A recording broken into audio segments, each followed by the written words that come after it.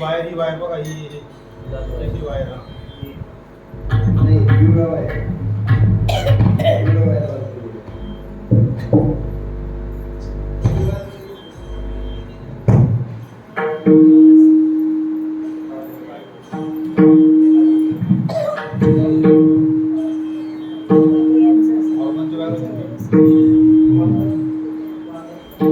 काय सांगू आता संतांचे उपकार काय सांगू आता संतांचे उपकार सांगू आता संतांचे उपकार काय सांगू आता संतांचे उपकार निरंतर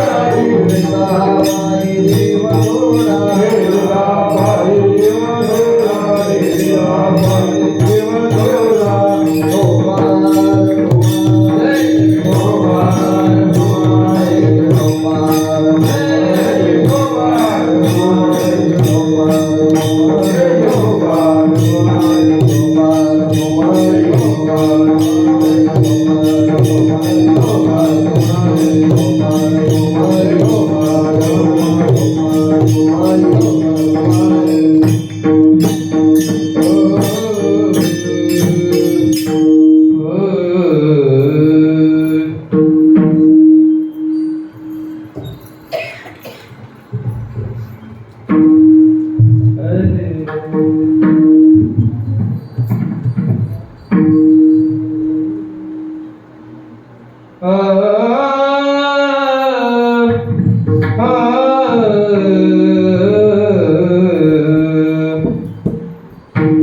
काय सांगू आता संतांचे उपकार काय सांगू आता संतांचे उपकार काय सांगू आता संतांचे उपकार काय सांगू आता संतांचे उपकार काय सांगू आता संतांचे उपकार काय सांगू आता संतांचे उपकार काय सांगू आता संतांचे उपकार काय सांगू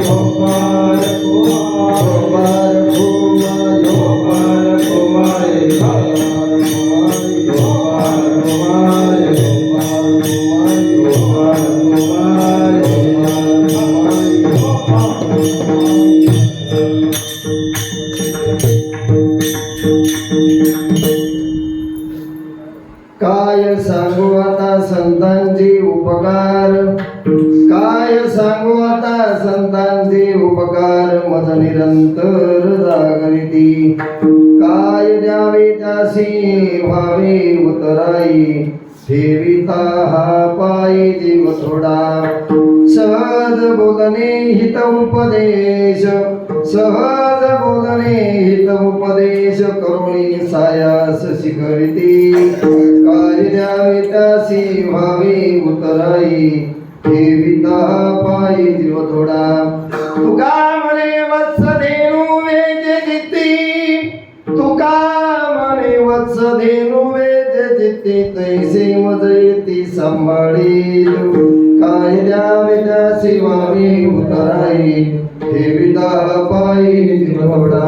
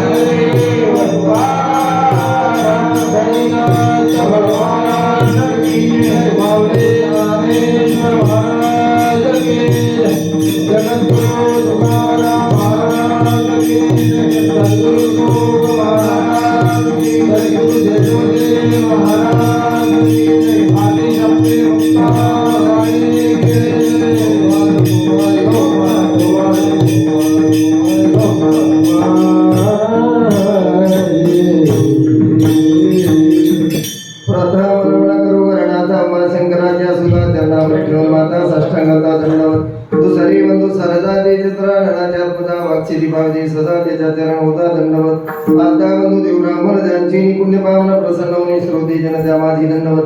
आता बंधू साधू सज्जन रात्र दिवस हरे दिल्या विठ्ठल नाम उच्चारे ते जन त्या माझी दंडवत. आता बंधू रंग भूमिका कीर्तनी उभे होते लोका टाळ मृदंग श्रोते देखा त्या माझी दंडवत. ऐसे नमन करुणी सकळा हरिकथा बोलवे बोबड्या बोला ज्ञान आपल्या बळा जन्मी सकळा नामावणी समचरण सर्वजन सान्द्रणीला मुदाभम जगननी तपानी मंडलम मंडलानाम तरुण तुलसीमाला कंदनं कंदनेत्रं सदैवलहासं विठ्ठलं चिन्तयामि एव पाण्डुरङ्गे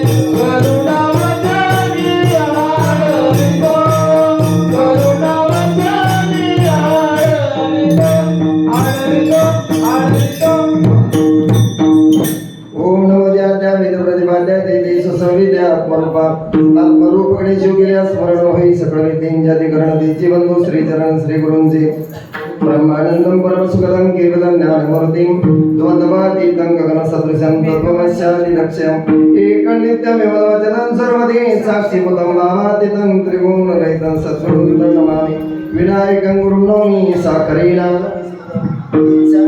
सानिध्या जीवा मुक्ता भवन्ति साकरे वंशविख्यातं ज्ञानदानपरायणं विनायकं गुरुं वन्दे भवन्दं ते श्रीरङ्गनाथं गुरुराजवर्यं मुमुक्षुणां ज्ञानदानेकदक्षं प्रभावति क्षेत्रनिवासिनं तन्नमामि वेदान्तविदामविष्टं ध्यानमुदं गुरुमूर्ति पूजामुदं गुरुपदं मंत्रमुदं गुरुवाक्यं मोक्षमुदं गुरुकृपा पंढरीच्या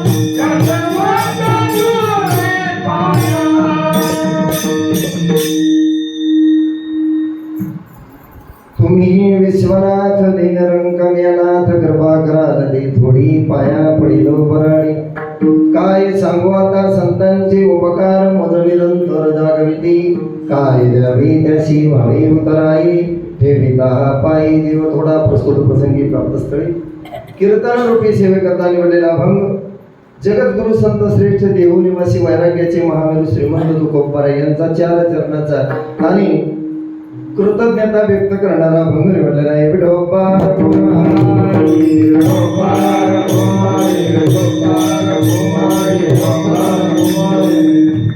सज्जन हो, प्रस्तुतच्या अभंगामध्ये श्रीमंत जगद्गुरु तुकोबाराय कृतज्ञता व्यक्त करतात. काय कृतज्ञता व्यक्त करतात आणि कृतज्ञता म्हणजे काय? 2 शब्द विरुद्धार्थी, एक कृतज्ञता आणि एक कृतज्ञता.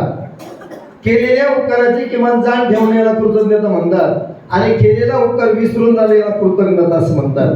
त्याच न्यायाप्रमाणे श्रीमंत जगद्गुरु तुकोबाराय कृतज्ञता व्यक्त करतात. काय म्हणतात? काय सांगू आता संतांचे उपकार. त्या संतांचे मी काय उपकार सांगू, माझ्याकडे शब्द नाही. बरकव महाराज काय करतात ते? मज निरंतर जागविती, मला निरंतर रात्रंदिवस ते जागवतात. बरकव महाराज मग त्याच्यानंतर पुढं काय? काय द्यावे त्याशी व्हावी उतराई. त्यांच्या उपकारातून उतराई होण्याकरता माझ्याकडे काही एक शिल्लक नाही. काय देऊ? मग जर मी माझा जीव थोडा नाही बरं का, पूर्ण जीव जरी त्यांच्या पायावर ठेवला तरी सुद्धा थोडं पडलं. महाराज काय करतात? पुन्हा ते सहज बोलणे हितोपदेश.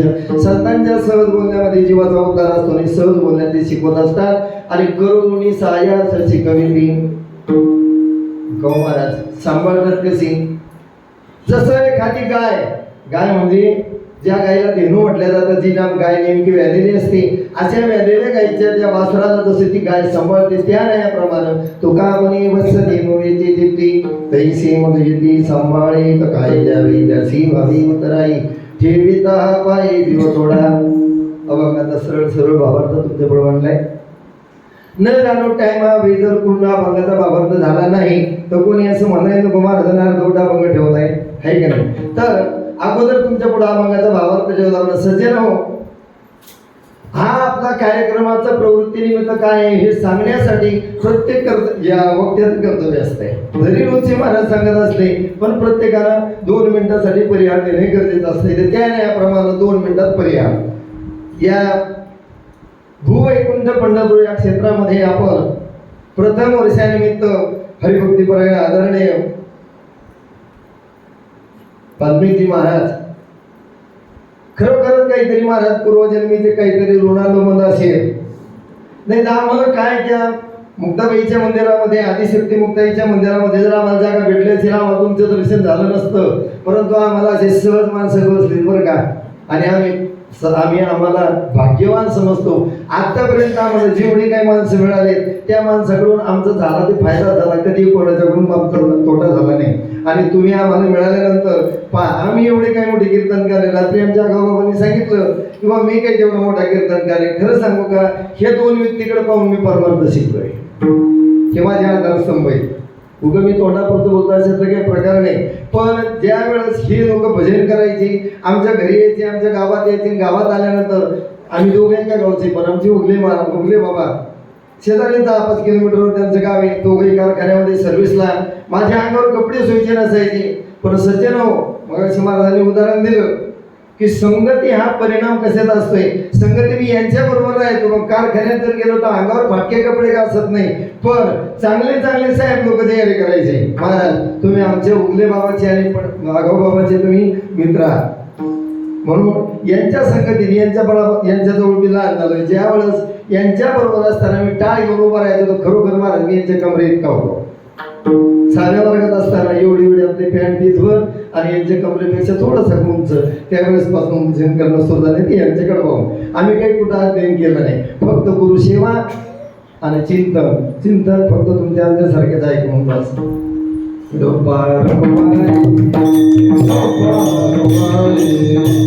खरोखर तुमच्या घरी आल्यानंतर तुम्ही म्हणा काय म्हणा, पण वस्तुस्थिती सांगितलीच पाहिजे. आल्यानंतर खरं वारकऱ्याचं घर काय असते, हाडाच्या वारकऱ्याचं घर काय असते हे आम्हाला तिथं आल्यावर कळलं. त्यांनी जे सांगितलं महाराजांनी की 2 महिला आहे ना, आम्हाला फक्त खिडक्याचे दरवाजे उघडे, आमचे महाराज घरी नाही जेव्हा. आणि महाराज त्याच्यावरच ओळखून घ्यावं की महाराज कसं असं.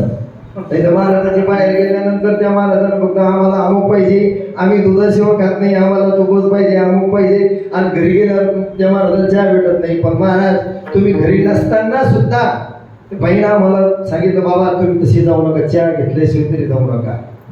याच्यावर सीताहून माताची परीक्षा असते. आणि 8 दिवस आम्ही ज्यावेळेस सप्ताह करतो त्यांच्या दिलं पहिल्या शब्दात महाराजांनी सांगितलं, महाराज सप्ताह करायचं, पण मी 1 रुपया तुमच्याकडून घेणार नाही, मला लागत नाही. म्हणून महाराज तुम्ही सप्ताह कथा करा आणि कीर्तन तुमचं. म्हणजे आता मी 8 दिवस कथा कुठे घेणार नाही. महाराज आमच्यासाठी 8 दिवस बाहेरचे कार्यक्रम सोडून जाग्यावर राहिले. पाणी, लाईट महाराजांचे वापरलं मी. ज्यावेळेस लोकांनी ग्रंथावर दक्षिणा दिली म्हणजे तुमचे पैसे उचलून घेऊन जा. महाराज ग्रंथावरच्या दक्षिणेचा अधिकार तुमचा असतोय राव. आम्ही तुमची वारकरी आहेत. खरं तर आम्ही तुम्हाला काहीतरी द्यायला पाहिजे, पण आम्ही काय पंढरी होईना भिकारी, पंढरीचे वारकरी आम्ही भिकारी, आम्ही काय देणार. पण एकमेकाला आपण जे प्रेम देतो हे प्रेमच फक्त जन्मावर टिकत असते. आणि प्रेमाच्या देवाणघेवाणमध्ये जी मजा आहे ती पैशाच्या देवाणघेवाणमध्ये नाही. असो, आणि त्यामुळं तुमचा आमचा संबंध आला. आणि खरं आम्ही पंढरपूरला 2018 मध्ये सप्ताह केला. तुम्ही मसाल कसा सप्ताह केला. आमचे 2 महात्मे शिकायला मी तिकडे कुठे गेलो नाही, पण यांची अशी इच्छा होती, या दोघांची इच्छा की तू कीर्तनकार झाला पाहिजे. अरे मला 10 मिनिटं 2 मिनिटं बोलायला होतं तर बोलता येत नाही, 2 तास काय बोलावं. नाही, आमची इच्छा आहे तू कीर्तन करायला लागलाच पाहिजे, कीर्तन केलंच पाहिजे. म्हणून ठीक आहे, काय हरकत नाही, माऊलीची इच्छा असेल तर ते होईल. पण मला हे सांगायचंय, ज्यावेळेस आम्ही 2010 मध्ये माऊलीच्या सोहळ्यामध्ये दिंडी सुरू केली, महाराजांनी 4 दिंडे फिरले. 22 वर्ष आमचे खरे मार्गदर्शक दिंडीचे हेच आहेत. यांनी ज्यावेळेस अगोदर वाऱ्या केल्या 2-4 वर्षानंतर मी त्यांच्या बरोबर गेलो. 22 वर्ष लोकांच्या दिंड्यामध्ये वाऱ्या केल्या, पण कोणताही महाराज ते पैसा गोळा करायचा जसं असेल तसं. आमच्या मनाला ते पटलं नाही. लोक म्हणले महाराज आपला आपण दिंडी सुरू करा. मी म्हणलं येड्या हो, अरे मी 300 रुपये 5 रुपये शेकड्यात काढून वारी देतोय. आणि जर दिंडी केली 10-5 हजारांना अंगावर जर आली तर घरी गेल्यावर शेत जास्त नाही. मी गाव शेत जास्त नाही, त्याच्यामुळे मी एखादा कुठला विकला असतं, पण शेत जास्त नाही. मग लोकांच्या घरी चालन ठेवून बरं वाटेल का. नको बा, आपली कोणाच्या दिंडी चालायचं, 2 घास खायचे, भजन करायचे. कशा करता हा मध्ये. पण नाही महाराज, लोकांनी ऐकलं नाही. ते म्हणजे 10-20 लोकांना असं शपथ घालून सांगितलं, महाराज जीवात जीव आहे तोपर्यंत तुम्हाला 1 रुपया घाटायला देणार नाही. आणि त्यावेळेसपासून त्यांनी सुरू केली. आणि 2018 सालापासून यांचं असं म्हणणं होतं की आपण क्षेत्रावर सप्ताह करायचे. आणि त्यावेळेसपासून आम्ही सप्ताह सुरू केले. आणि यावर्षीचा आमचा सप्ताह याला मुक्ताईनगरला केलाय. आता येणारा सप्ताह आमचा यावर्षीचा पैठणला आहे. असो, त्यामुळे तुमची आमची गाठ झाली आणि कुठंतरी ह्या पंढरपूरला आम्ही पुनश्च एकदा चातुर्मासात त्यावेळेस आलो होतो अधिक मासात, पण असं वाक्य नाही घडलं. चातुर्मासात आलो पण एवढे 500-600 लोक स्वयंपाक करून घेतात, जीव घालायचे, आंघोळीची व्यवस्था करायची, पाणी कमी पडायचं, काय करावं काय नाही, नुसते त्या धावपळी जीवन जायचं. दर्शनाला फक्त एकदा जावं लागलं, पुन्हा दर्शन नाही भेटलं, रोज लोक दर्शनाला जायचे, आम्ही एकदा दर्शन घेऊन आता गेली की 10 मिनिटात दर्शन करून पुन्हा वापस.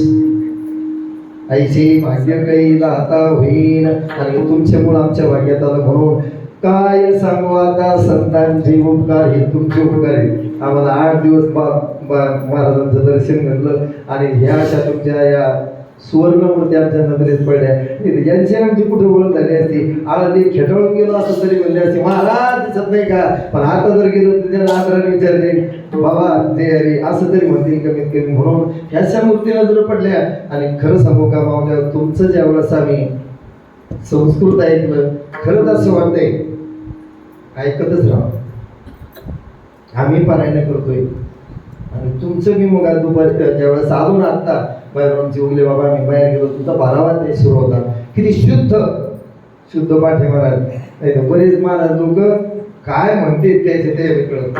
आम्ही पारायण इतके गेले तितके गेले आणि त्याच्या पारायणात तो बरा ओवी सुद्धा स्पष्ट कळत नाही काय म्हणत झाली. ते शब्द एवं सतत युक्त आहे. श्लोक मी ऐकलं, उभं राहून ऐकला तुमचा 12वा ते सुरू झाला. मग वा, म्हणून तीनदा तुमच्या कुठे तुमच्यासारखे आई पुढच्या जन्मात भेटावं हीच अपेक्षा करतो आणि आपल्या अभंगाकडे वळतो.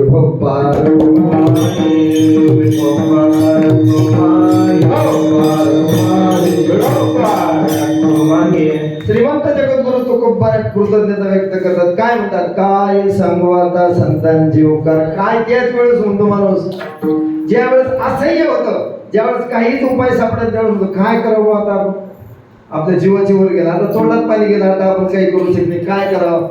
तसं महाराज म्हणजे मग काय करावं, माझ्याकडे शब्द नाही. पण सध्या खरं सांगू का, आपल्यावर 4 लोकांचे उपकार आहेत. संतांचे तर आहेतच, पण 4 लोकांचे उपकार आहेत आपल्यावर. कोणाचे उपकार आहेत, पहिले उपकार देवाचे, दुसरे उपकार वेदाचे, तिसरे उपकार संतांचे, चौथे उपकार आई वडिलांचे आहेत आपल्यावर. देवाने काय केलं आपलं, तुम्ही म्हणा काय केलं देवानं, आई वडिलांना जन्माला घातला, आई वडिलांना लहानचं मोठं केलं. पण खरं सांगू, जन्माला आपल्याला सुदृढ असं दिलं शरीर. जसं जरा आपण दररोज आंघोळी जातोय तर घाटावर जाऊन त्याला शरीर दिलं देवानं, पण त्याला शरीर कोणाला हात नाही, कोणाला पाय नाही, पण आपल्याला सुदृढ दिलं का नाही. काय केलं देवानं, दिले इंद्रिय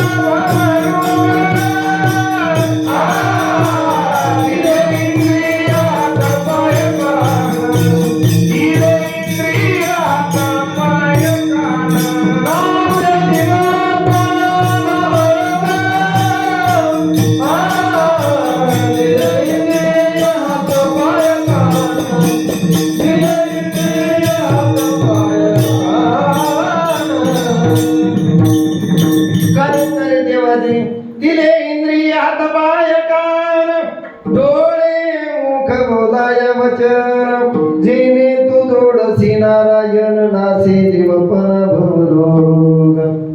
देवानं सुंदर असे तंदुरुस्त हातपाय दिले. कारण या हातपाय जोपर्यंत शिकते जवळ हे सगळं चित्त आहे. हात चाला वया पाय तू आपले स्वैत पाहे निर्दयाने नाय दुख नको. तंदुरुस्त असं शरीर दिलं म्हणून आपण वारी करायला लागलोय. आणि वारी करावं तोपर्यंत जोपर्यंत अंगात शिकते तोपर्यंत. आम्ही सुरुवातीला जे वारी केल्या लोकांचे दिंडे तशी वारी आमच्या पण दिंडीत होईना. आणि आता या 2 वर्षात लगेच वेळा हे पायी सांगते तर मी गाडीत बसवले. पांडुरंगाने माझ्याकडे थोडस मागच्या 2 वर्ष अगोदर, आता ऑक्टोबरच्या 19 तारखेला 2 वर्ष होतील. 2 सबलाक निघले. आम्ही कार्यक्रमालाच होतो बाहेर आणि काही थोडा त्रास झाला म्हणून दवाखान्यात गेलो. डॉक्टरने सांगितलं महाराज आता पुन्हा सप्त्याला जायचं नाही.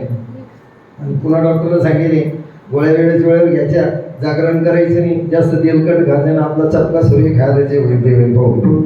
त्याला जोपर्यंत ठेवायचं तोपर्यंत ते ठेवणार आहे. आणि ज्या दिवशी न्यायचं त्या दिवशी नेणार ते 50 डॉक्टर पुढे उभे असले तरी. आता त्या दिवशी आम्ही एका कार्यक्रमामध्ये आमचं आदल्या दिवशी 30 तारखेला काला झालं, 31ला आम्ही इकडे निघलोय बरं का. तर 31 तारखेला काल्याच्या दिवशी आमचे आगाव बाबा उगले बाबा आम्ही एका ठिकाणी जेवायला बसत होतो. तसं आता नाही का असे शेजारीत बसू चुकून बाजूला बसेल काय वेळ कोणास ठाऊक त्या आम्हाला बाजूला बसलो गमतच नाही. गावाकडे सुद्धा तसंच कोणी गावात असू दे. मग जेवायला बसलो तर बुंदी अशी थोडी जरा जास्त वाढली गेली माझ्या पात्रावर. ज्या डॉक्टरने माझी अंजिओप्लास्टी केली ती डॉक्टर आपण नातेवाईक जवळची ती मुद्दाम त्यांची पंगत होती ती मुद्दाम जाणून बुजून जवळ आले. म्हणजे बापरे माऊली बुंदी थोडीच घेतली तुम्ही. त्याचं म्हणत होतं बुंदी खाऊ नाही म्हणलं आता खायची नाही जास्त आता एवढी ते पोरात टाकली तेवढी नाही. खरं सांगू का मी पोटभर बुंदी बिंदी सगळं काय खातो मग दुधाचे पदार्थ खायला चालत नाही. काल श्रीखंड महाराजांनी 2 वेळच टाकलं एवढं मोठं. आमचा विषय झाला की एवढं श्रीखंड आम्ही कधीच खाल्ला नाही. हो ना लोक वाढायचं तसं वाढत नाही असं एवढं त्यांच्या जास्त बारीकसा आणि तेवढे वाढायचं आणि खायचं.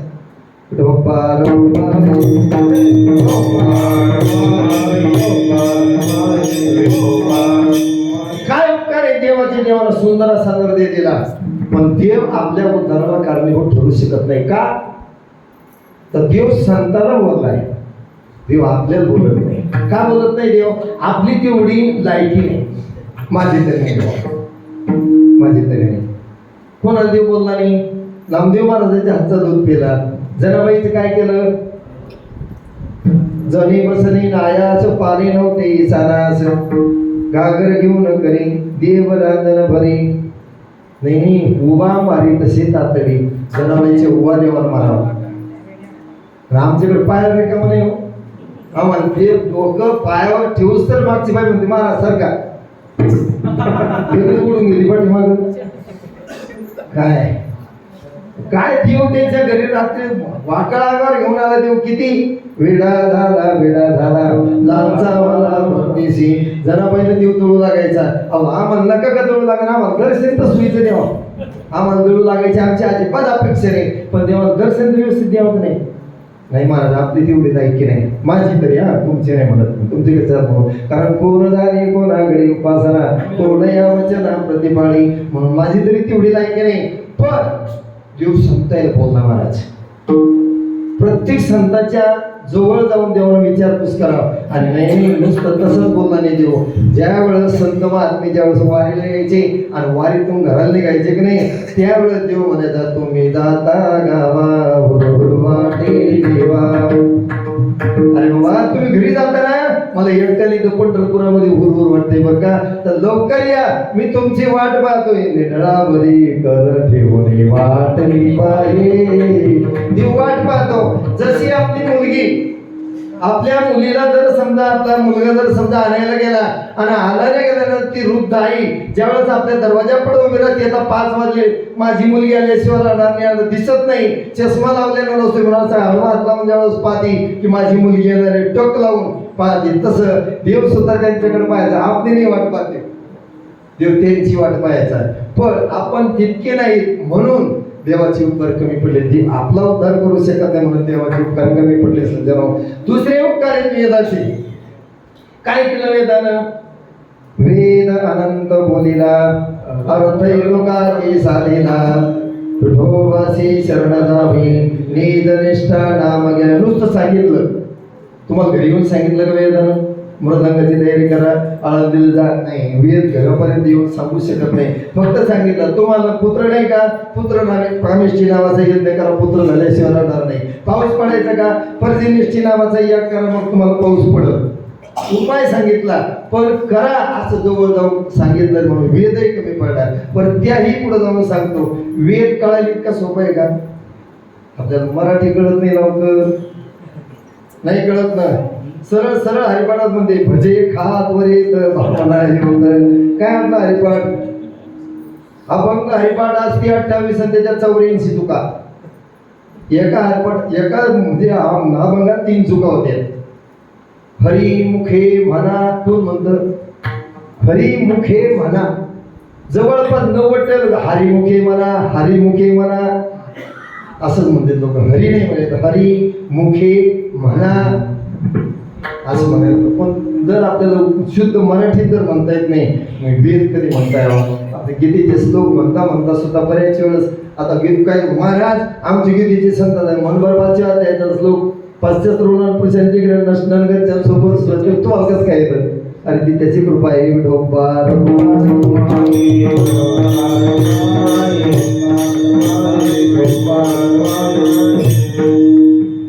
वेद आपल्याला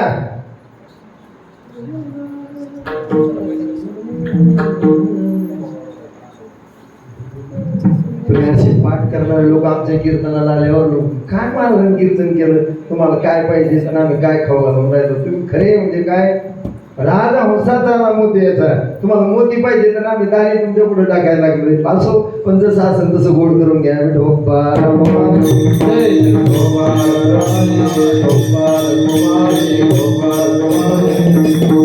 आम्ही प्रातस्मरणीय परमगुरु गुरुनामगुरु असणारे रंगनाथ महाराज परभणीकर गुरुजी यांच्या पुण्यतिथीला त्यांचं पुण्यस्मरण असते. मार्गशीर्ष वैद्यद्वादशीला आम्ही 30 वर्ष झाले तिथं कार्यक्रमात जातोय. तुम्ही म्हणता तुमचा त्यांचा संबंध काय. ज्यांची माळ गुरुजींची माळ ज्यांना आहे ते आमची गुरुवारी हरिभक्तीपरायण नाना महाराज कोकरीकर ब्राह्मण समाजाचे 35 वर्ष झाले, 35-40 त्यावेळेस पासून महाराजांचा अनुग्रह इथे आम्ही अनुग्रह देत. आणि त्यावेळेसपासून महाराजांनी सांगितलं गड्या आपल्या म्हणजे आमचे आजी गुरुचे गुरु म्हणल्यावर राजा झाले ना. आणि त्यांच्या कार्यक्रमात 30 वर्ष महाराज तुम्ही रात्री सांगितलं की बाया भोले बाबांना सुद्धा खालून प्रमाण सांगतात. तिथे सुद्धा अशी परिस्थिती आहे. पण तिथं सगळा वेदांत चालतोय बरं का. पहिले 2-4 वर्ष आम्हाला कीर्तनच कळलं नाही, काय नाही कळलं. वेदांत सगळा ब्रह्मन मायान वाद भानगडी ते आपल्याला नाही येते. मी तर मला ज्यावेळेस एकदा गुरुवारी असणारे साखरे महाराज डॉक्टर कृष्ण महाराज साखरे आले नाही. आणि त्या दिवशी शावकार पवार मला सांगितलं येऊन तुला कीर्तन करायचं. बापरे इतकी छाती दबली. म्हणलं बाबा काही म्हणा मी कीर्तन करू शकत नाही. अरे तू काय करायचं तू फक्त ये आणि बाई तू जे सांगायचं ते सांगा. आलो बाबा कीर्तनात उभं राहतो गंमत नाही सांगतो. असे पाया वाटून वगळत चालले होते कामाचा. खरंच मी गादीवर बोलतोय वगळत चालले. पहिल्यानं कबूल केलं. तिथं अभंग घेतला होता. सद्गुरू नायके पूर्ण कृपा केली. माझ्या सद्गुरूचे गुरु सद्गुरू नायके पूर्ण कृपा केली हा अभंग घेतला होता. पण तिथं मी अगोदरच सांगून गेलो भक्ती ज्ञान विरहित गोष्टी वितरण कराव्या. प्रेम भरे वैराग्याच्या युक्तीवराव्या. जेणे करुणे मूर्ती नसावी अंतरी हरते. ऐसे कीर्तन मर्यादा आहे संतांच्या करती. असं सांगता येते बरं का. मला ज्ञान वैराग्य हे अजिबात काही सांगता येते. पण मला भक्ती सांगता येते. आणि ते तुमच्या पुढे सांगितलं. आणि ज्यावेळेस खाली बसलो आणि खाली बसल्यावर जीवाला की जमला 1 तास 1.5 तास कसा तरी बोलतो. पण पाया म्हणलं महाराज जमलं. आम्हाला हीच ऐकायला भेटत नाही. बाकी रोजचं आमचं जे आलंय तिथं रोजच सुरू आहे. पण कधी कधी हे रोजच गोड खाऊ कटलं द्या कधी तिखट बी पाहिजे.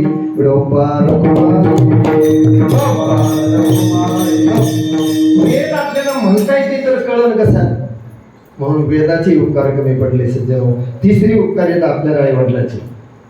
पण प्रत्येक आई वडिलाला असं वाटतं का आपल्या पोराला 2-4 पुस्तकं शिकाव वाटतं ना. खरं सांगा तुमच्या आई वडिलांना वाटलं का की बाबा तुम्ही पप्पा शिकवायला जावं. मग त्यांना साष्टांग दंडवत घालावा. महाराज मी ज्यावेळेस म्हणजे आमच्या घरात माळकरी नव्हतं बरं का कोणी. एवढ्या जागा कशा लागत होत्या ती खाली बसल्यावर विचारा. आपल्या एवढी जागा आहे एवढी जागा लागत होती आमच्या घरी. ती खाली बसल्यावर विचारा कशाला लागत होती. तर इथे त्याचं नाव घ्यायचं नाही झालं. पण ज्यावेळेस मी सप्ताहाला जर बाहेर जर कीर्तनाला रात्रीचं जर गेलो तर रात्री आल्यानंतर 12-1 जरी वाजत तरी सकाळी 4 वाजता मला उठून कामाला लागायला होतो. नव्हतं झोपतंय. आता पोराच्या अंगावरून पुढं तरी पोरं उठत नाही. आणि मी पोराला सांगितलं पोरं अरे एक कुठं तरी जा. आमचा लहान पोरगा भजन सुंदर करतोय. त्याला मी भगवानगडावर नेऊन घातलं. शास्त्री बाबा ज्या वर्षी गडावर बसले त्यांनी सांगितलं असं असं आपल्याला करायचंय. ते मॅट्रिक पास झाला होता त्याला तिथं नेऊन घातलं. पण ती पाठांतरात कमी पडलं ते घरात आलं. आणि पाठांतरात कमी पडले पैसे मग बांड होतं जरा एका पोराला बुडू आणलं त्यानं. ते नारायण शास्त्रीने चांगला दाबून आणला चराटा खाली याला पडून घाला. आणि आता ते त्याच्या मागची पोरं ज्यावेळेस उत्कृष्ट कीर्तनकार आमच्याकडे कीर्तनाला यायला लागले, मग ती म्हणते तो नितीन महाराज तुम्हीच का पहिले गडावर होते? हा पहिल्या बॅचचा मीच होतो. काय महाराज तुम्ही चूक केली राव. म्हणून तर त्याचा आपण मार्ग दाखवलाय, पण त्याला नाही जमलं, त्याला आपण कारणीभूत नाही ना. तसं माझ्या घरचं सांगू, माझे आजोबा, माझे वडील आणि मी, आम्ही तिघं सर्व माळकरी जातो. मी 3ऱ्या वर्गात असताना माळ घातली. आमच्या गावात सप्ताह व्हायचा, त्या सप्त्यात जाऊन माळ घातली. पण माळ घातल्याकरता अगोदर जर माळ घाला तर मग वेगळं मारीन ना आज्या, त्याच्यामुळे माळ घालता येत नव्हती. इतकं कट्टर असं योगदान. जर काम नाही केलं अजिबात नाही जायचं. गावात म्हणताना गेलो रात्रभर आमचं भजन चालायचे. विचारा तुम्ही, एकादशीला रात्री 9 वाजता भजन सुरू झालं, दुसऱ्या दिवशी 9 वाजेपर्यंत त्याच माणसाच्या घरी राहायचं. म्हणजे रात्रभर भजन करायचं, सकाळी काकडा करायचा, तिथंच आंघोळी करायच्या, जेवायचं आणि नंतरच होती. आणि दुसऱ्या दिवशी दिवसभर शेतात काम करायचं, अजिबात डोळा लावायचा नाही. रात्रभर भजन, एकदाच नाही किती बऱ्या रात्रभर भजन केलं. आणि पाठांतर सांगू का, एकदा काय झालं सांगतोच आता. होती आत्मस्तुती होती थोडी. रात्री 11 वाजता भारुडं म्हणणं सुरू झाली. आम्हाला भारुडं म्हणायचं भारी ना हाताने म्हणत बरं का. आणि ते गई बात हो. रात्री 11 वाजता ते दुसऱ्या दिवशी 9 वाजेपर्यंत एकच माणूस माझ्या बरोबर आणि मी त्याच्या बरोबर, दुसरीकडचा एक माणूस आणि मी लय लहान होतो त्यावेळेस, 8व्या 7व्या वर्गात असेल त्यावेळेस. ती माणूस एक म्हणायचा, मी एक म्हणायचो, ती एक म्हणायचे, एक म्हणायचं. आखरी एक म्हातारे बाबा आले, त्याने उचलून घेतलं. म्हणजे बाबा सरू द्या, त्याला तीच काम आहे, पण तो जीवन शाळात नाही.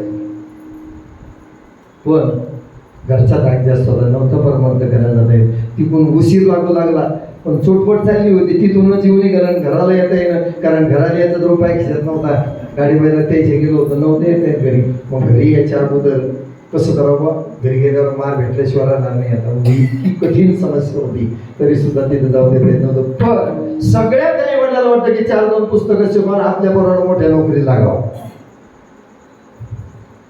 त्याची 2चे 4 हात हो, एकाची 21 हो. येल मांडावर जाऊन कधी खाली पडा.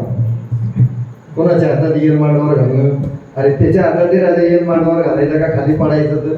पण ते कोणाच्या ध्यानात नाही. मला लावून या मोह संसारी गोविंदी काळी होती.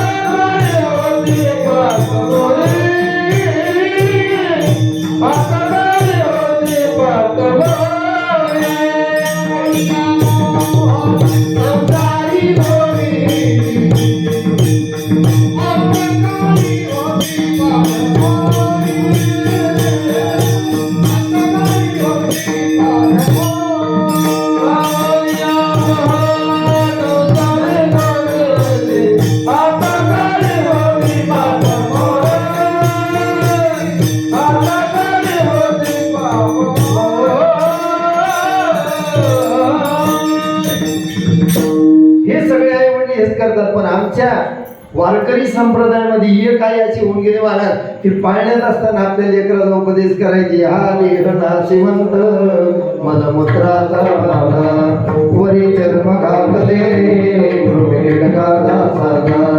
रव दुर्गंधीने अमंगळ तिचा हरिहरा शरण जाई गोविंदा परिये निज धानी निज मारे लक्ष लागो दे डोळा निज ते तो विसरणाची होशी पडा गाळा. आपल्या झोक्यात असताना आपल्या लेकराला उपदेश केला महाराज, खरी ती आई होऊन गेली. पण तुमचे आमचे आई वडील परमार्थात घालतीलच असं काही नाही. म्हणून आई वडिलाचे उपकार कमी पडले. आणि 3री उपकार सदैव आपल्यावर संतांची, आणि त्या संतांचे उपकार एवढे केले उपकार सांगू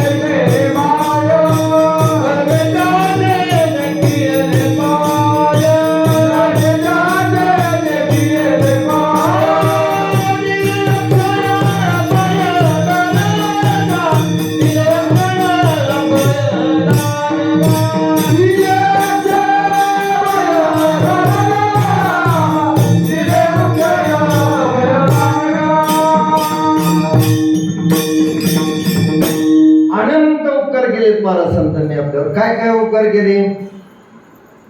काय काय उपकार केले? आपल्या करता ग्रंथ धरून ठेवले. भाग्यवान आहेत आपण की या संत अष्टादश जे काही संत आहेत ना, यांच्या नंतर आपण जन्माला आलोय. नाही तर आपल्याला देव कळला नसता, आपल्याला धर्म कळला नसता, आपल्याला वारी माहीत झाली नसती, आपल्याला पंढरी माहीत झाली नसती, आपल्याला आळंदी माहीत झाली नसती, आपल्याला संत काय हे अजिबात कळले नसते.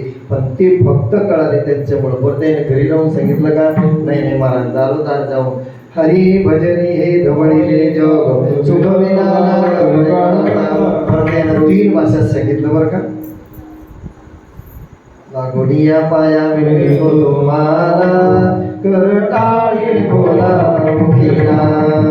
आमचे नाथबाबा तर म्हणले करा रे बापानो सादर हरीचे धनी करते करून घाल. खरंच आपण बाप म्हणायसारखे आहेत का? अरे आपलं काका आपल्याला बाप म्हणत नाही लवकर. हा तेवढं तर म्हातारा आलं. आमच्याकडे अशीच पद्धती आहे. तुमच्याकडे काय मला माहित नाही, पण आमच्या इकडचे पोरं आहेत ना, आता तुमचे एवढे पोरं आहेत ते म्हणते का रे कोणी घरात म्हातारा आहे घरी, जा तुम्ही. अरे काही बाबा की म्हणून ना, नाही तर नाव सांग महाराज घरी येत नाही. म्हातारा म्हणते महाराज ही सृष्टी बोलत नाही. आणि हे संत तुम्हाला सांगतात. नाही ऐकल्यावर मग काय माय गेली किंवा किती सांगू तरी मग राग आल्यावर बोलणार नाहीत का? राग आला मला, पण राग जरी आला तरी अंतःकरणात दया होती. एखाद्या आईला दया येते. आईच्या पोटात काय दया असते? जर लेकरू उन्हाचं लेकरू जर बाहेर खेळत असलं, बाहेर उन्हात खेळत असलं, चैत्राचा महिना असा आणि दुपारी 12, 12:30, 1ची टाइम असा आणि ते लेकरू फुकट्यात खेळ फुकटा करतो मातीत ते लेकरू जर खेळ त्याचे पाय वाजते. समजा ते लेकरू चांगलं पडतं असं, समजा 10-11 वर्षाचं, की मैदानमध्ये लेकरा आहे बाळा, अरे सावलीत येणार, अरे सावलीत येणार, येतं कधी दम तुझं काही कळत नाही. आणि थोड्या टायमाने मेल्या सावलीत मर. राग आल्यावर काय म्हणते मेल्या सावलीत मर.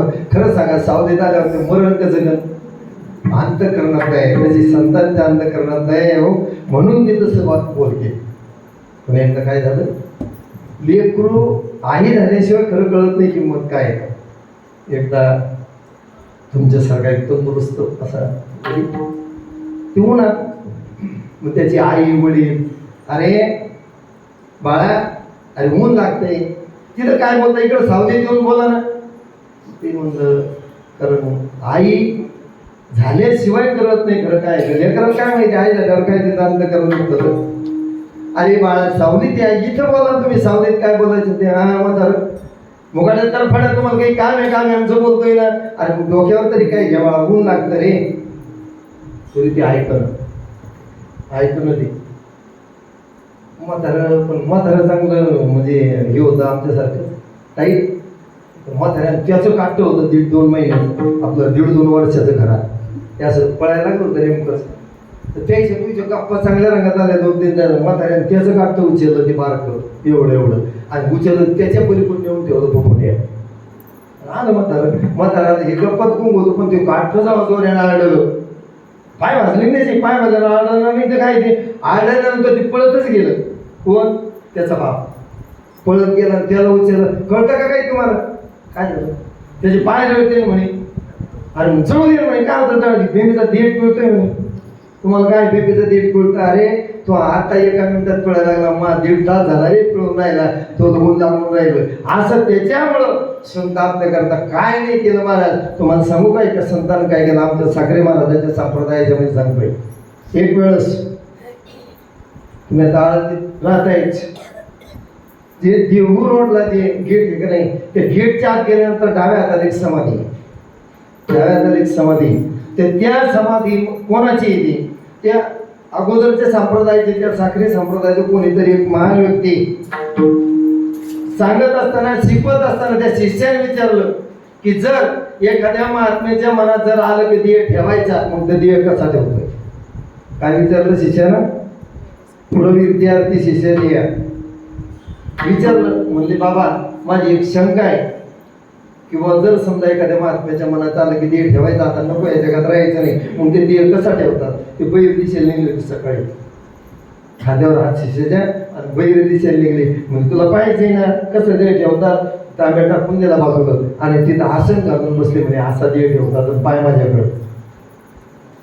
महाराज शिष्याची इच्छा पुरवण्याकरता आपला देह त्याग केला, यापेक्षा आणखी कोणती गोष्ट असावं इतकं संत करतात. म्हणून काय सांगू आता संतांचे उपकार महाराज म्हणले. पण गाव महाराज अहो आम्ही तुम्हाला संत म्हणतो ना, मग तुम्ही कोणाला संत म्हणता अगोदर? जर तुकाराम महाराज म्हणत असेल जगत गुरु दुःख परायण म्हणत असेल काय सांगू आता पण काहीतरी त्यांच्या अगोदर उपकार येतात. मग त्यांच्या अगोदर पहिले उपकार आहेत सज्जन आपल्याला कोणाची? नारदाची. तुम्हाला सांग महाराज रोज तुम्ही कधीमध्ये जर नारदानं प्रत्येक ठिकाणी चुगल्या लावल्या, पण चुगल्या लावल्या तर काहीतरी चांगलं करण्याकरता. आणि मग नारदाचे उपकार काय झालं? आपल्याकडं कथा सुरू आहे शिवमहापुराण, त्याच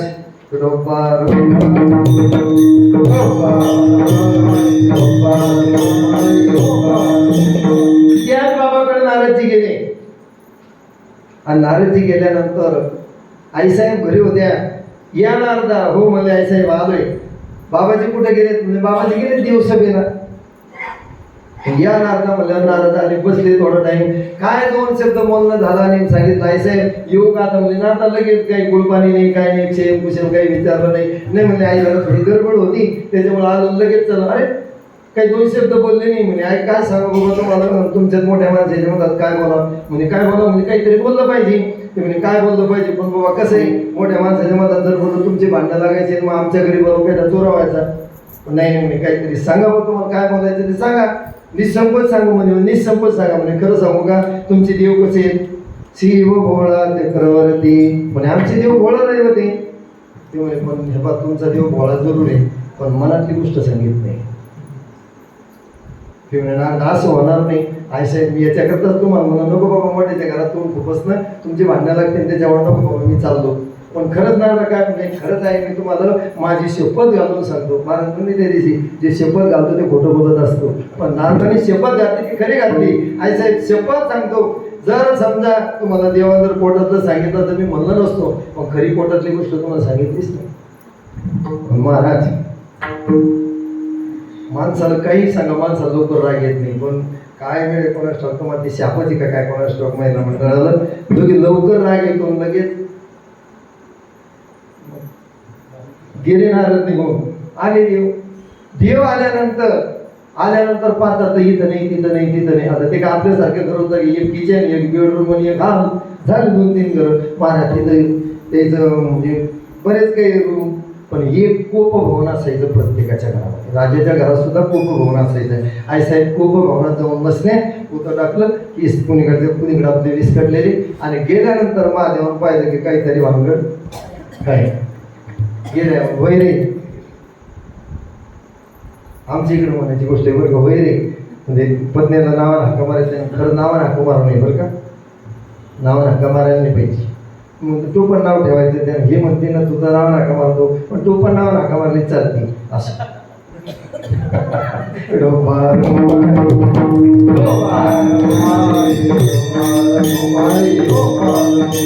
याच्याकरता कीर्तना गेलं तर ओळखीची माणसं नाही लागत. काही चाटा हातायला असतात, पण आता येते काय याच्या पुढे काय चाटा मग यायला सगळंच माहिती ना लहानपणापासून मोठ्या असं. पण महादेवजी इकडून तिकडून फिरले म्हणे काय झालं जा आपल्या दादात बोलायचं नाही. आपण झालं काय खरं सांगू का, तुमच्यात इतकी अशी शक्ती दिली देवानं, काहीच नाही, तुम्ही मारत नाही, तुम्ही बोलत नाही, तुम्ही सगळं काम व्यवस्थित तिथल्या तिथं. नाही तर पहा तुम्ही अनुभव घेऊन पहा. आता तुम्ही आपण सगळ्यांना अनुभव घेऊन पहा. घरी गेल्यानंतर थोडंसं काहीतरी गुन्हा करायचं यायच्या लक्षात आलं की अमुक अमुक बोलत, हे फक्त बोलत नाही. सकाळी तुम्ही जर उठले तर तुम्हाला उठल्यानंतर काय लागतं, बाथरूमला जाऊन आल्यानंतर तुमचं पेस्ट, तुमचं ब्रश सगळं ओके, तुमची नॅपकिन, जर दाढी करायची असेल सर्व्हिसवाले असेल तर तुमचं दाढी करायचं सामान वगैरे सगळं काही जागेवर तुमचं आटपलं, लगेच चहा झाल्या, चहा झाल्या तुम्ही अंडरवेट टावेल तुमचे कपडे इस्त्री केलेले सगळे तुमच्या जाग्यावर, तेल आरसा कंगवा काय तुम्ही जर फिरून लावली ते काय जे असेल ते सगळं तुमच्या जाग्यावर तुमचं सगळं उरकलं की नाश्ता तुमच्या हातात. नाश्ता झाला की तुमची बॅग भरून तुमच्या पलंगाच्या जवळ कधी जा, दरवाजाच्या बाहेर पाय टाकतं. काय झालं असं बरं, असं मान खाली ते काय झालं असं बरं, आणि मग घरात येतो वय जाण्याला तुमचा टाईम झाला आणि जाणं. अशी सगळ्याचीच पद्धत आहे तुमची आमची सगळ्याची. त्याच्यामुळे आपण त्यातून कोणीच सुटलं नाही. मग महादेव तरी आपल्याच पार्टीचे ना, ते बाबा आपल्याच पार्टीचे म्हणजे मनुष्यच होते की नाही, काही देव का असत नाही पण शरीर आपल्यासारखं होतं ना. मग महादेवाला विचारलं काय झालं नेमकं, म्हणजे काय झालं नाही आम्हाला तुम्ही पोटातलं पूजेत नाही गोष्ट सांगितली नाही. अरे म्हणजे कोण आलं आपल्या घरी आज, कोण नाही आलं आम्हाला का कळत नाही काय चाललं ते नाही म्हणे कोणीतरी आला असं.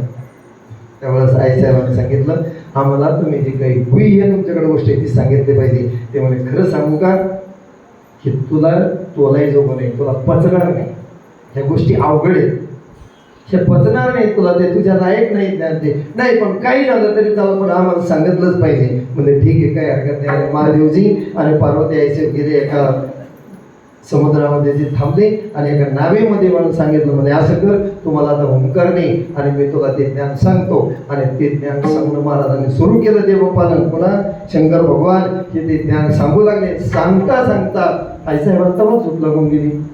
मलाही झोप लागते रोजच्या शिवपुराणमध्ये. खरंच महाराज गंमत नाही, डोळे लागतात कधी कधी. आमचे नागरे बाबा हे उगले बाबा असे पाया लागते एक झोपून होतो आणि झोपल्यावर झोप येत नाही. झोप लागली पार्वती आईसाहेबांना. पण झोप लागल्यानंतर जे ज्ञानाचा ओघ सुरू होता तो ज्ञानाचा ओघ व्यर्थ जाऊ नये म्हणून त्याच तलावामध्ये माशाच्या पोटात मच्छिंद्रनाथाचा गर्भ वाढत होता आणि त्या गर्भातून हुंकार येऊ लागला. मग हुंकार येऊ लागला. आता मला खरं सांगा, आता आपण क्षेत्रावर म्हणून आपल्याला माहित नाही पण आपल्या गावात सत्ता असं गावात आणि गावात सत्ता असल्यानंतर बरीच मंडळी असते ऐकायला. महिला मंडळाबरोबर लहान लहान लेकरं पण येतात आणि लेकरं समजा एका बाईबरोबर दोन लेकरं आल्यानंतर दोन्ही कीर्तनात झोपले आणि झोपल्यानंतर कीर्तन आटपलं आणि कीर्तन आटपत लाईट गेली. जनरेटरची व्यवस्था नव्हती पण जनरेटरची व्यवस्था नव्हती पण तेवढ्यात झाला काय त्या बाईने एक लेकर उचललं दोन कशी नाही. मग त्या बाईनं आवाज दिला, लक्षपूर्वक ऐकत असतं का, त्या बाईनं आवाज दिला इथं बारका लेकरू झोपेले बरं का ते येता येता घेऊन या. नाव कोणाचं घेतलं नाही, काय सांगितलं इथं बारका लेकरू झोपेले येता येता त्याला घेऊन या. ऐकलं किती जण आहे ना, टोटल त्या मंडपातल्या सगळ्या लोकांना ऐकलं पण ऐकू गेलं कोणाला, ज्याचं होतं त्याला. तुम्हाला हे कसं काय, ज्याचं होतं त्यालाच ऐकू येईल ना, कारण सगळ्याचेच माहिती आपलं काही लेकरू आणलेलं नव्हतं आणि आणलं असेल त्याचं ते नेलं असेल पण ज्याच्या पत्नीचा आवाज त्याच्या कानात भरलेला आहे नक्की आमचा आवाज आहे. मग जर आपल्याला येडे हे कळतं की आपल्या घरचाच आवाज आहे मग शंकर भगवंताला कळत नव्हतं की आपला आवाज आहे का बाहेरचा येतं.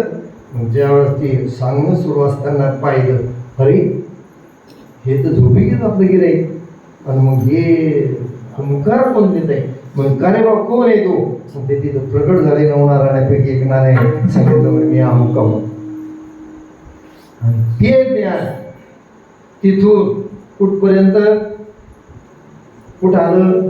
मच्छिंद्राने बोध गोरक्षाशी केला गोरक्ष बोध लागे प्रती गैनी प्रसादे निवृत्ती दातार ज्ञानदेवा सार चोदविले. हे एकाली एक पण झालं काय. मच्छिंद्रनाथ कोणाचे अवतार, विष्णू परमात्मा. मच्छिंद्राने बोध गोरक्षाशी केला हे शिव शंकराचे अवतार. पण त्यांनी एकाने एकालाच सांगायचं काय, एकाने एकालाच सांगायचे दुसऱ्याला सांगायचं नाही अशी प्रथा होती. मी तुम्हाला एकदा सांगितल्यानंतर पुन्हा तुम्ही दुसऱ्याला फक्त एकाला सांगायचं तिसऱ्याला सांगायचं नाही अशी प्रथा होती. पण ते ज्ञान जर एकालाच सांगायचं तर लोक सगळे उपाशी राहावं लागले ना, यांना ते ज्ञान माहीतच पडायचं नाही ना. पहिले उपकार नारदाचे त्याच्यानंतर दुसरे उपकार आपल्यावर अर्जुनाचे सज्जनो. अर्जुनाचे उपकार काय की ज्यावेळेस श्रीकृष्ण परमात्माने अर्जुनाला श्रीमद भगवद्गीता सांगितली केली अर्जुनाचे विषय जगदोद्धरण. काय भगवद्गीता सांगितली की अर्जुनाला मोह झाला. अर्जुनाला मोह झाला असता का नसतं झाला. पण हे सगळं देवालाच करणं होतं म्हणून देवानं अर्जुनाला मोह करायला लावला. आणि त्या मोहापायी श्रीकृष्ण परमात्मानं श्रीमद भगवद्गीता कुठं सांगितली? कुरुक्षेत्रावर सांगितली. अर्जुनाचे उपकार आहेत, शंकराचार्याचे उपकार आहेत, माऊलींचे उपकार आहेत, या सगळ्या संतांचे उपकार आहेत. कारण हे जे काही ज्ञान होतं हे एका ठिकाणी साठवलेलं होतं आणि एकाला सांगायचं होतं. म्हणून ते ज्ञान प्रगट वय बोले किंवा संस्कृताची पेटी ओढून ज्ञानदृष्टी केली से मराठी गीता देवी हे तुमच्या आमच्यापर्यंत आलं. म्हणून त्या संतांचे उपकार आहेत. म्हणून महाराज म्हणले काय काय सांगू आता संतांचे उपकार, काय सांगू आता संतांचे उपकार, काय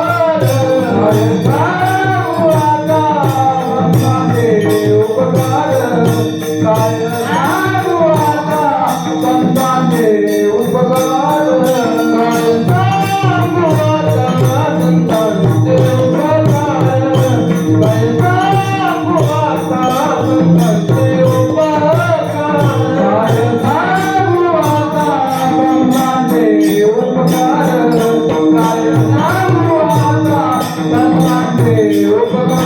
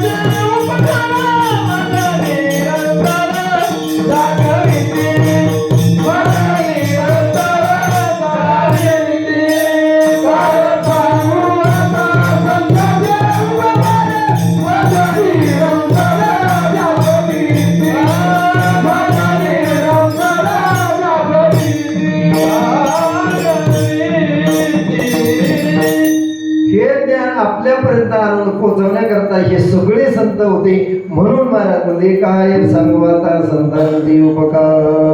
आणि ते काय करतात? मज निरंतर जागविती. हे संत निरंतर आपल्याला जागवतात म्हणजे झोपेतून का?